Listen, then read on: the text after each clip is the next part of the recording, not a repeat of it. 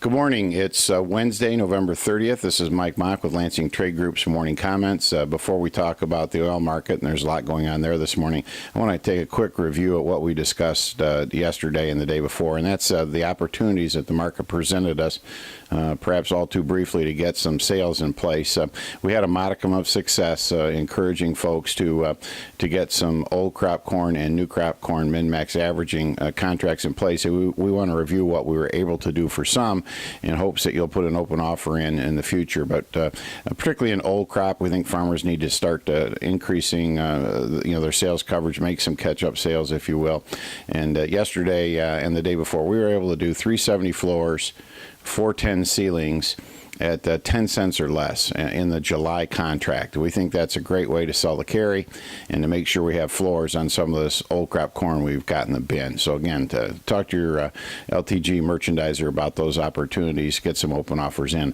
Even in the new crop, and we pointed out here, the last February the crop insurance price was $3.86. We traded that price or higher much of the first part of this week, and that allowed us to do some 380 floors, 420 ceilings, also in the neighborhood of a dime. And again, we think that's a great way to get, particularly bushels that you're going to have to move at harvest, at least to get started with your new crop marketing program.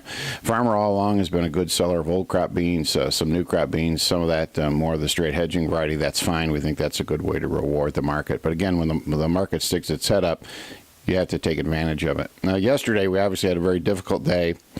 Lots at play there. We think some of it had to do with the fact that the energy markets rolled over pretty hard.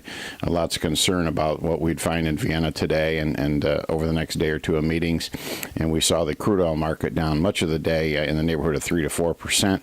Here overnight, at a breakfast meeting in Europe, the European minister, the OPEC ministers have indicated that they are very close to a cut. Again, a cut, not a freeze, but truly a production cut. That would be important. That we've seen the market respond here this morning. Crude oil generally 6 to 7% higher, so recouped yesterday's losses and then some. I would point out that the grains, although they have not followed with as much energy. There's even talk that the Russians said they may join this. They had talked about cooperating with a freeze. We may see them join with a production cut. Again, we're always a little bit suspicious because you hear these positive comments and then things can change as the meetings roll along, and then the other concern would be that there would be some cheating once these cuts were actually set in place. We'll see how that goes out.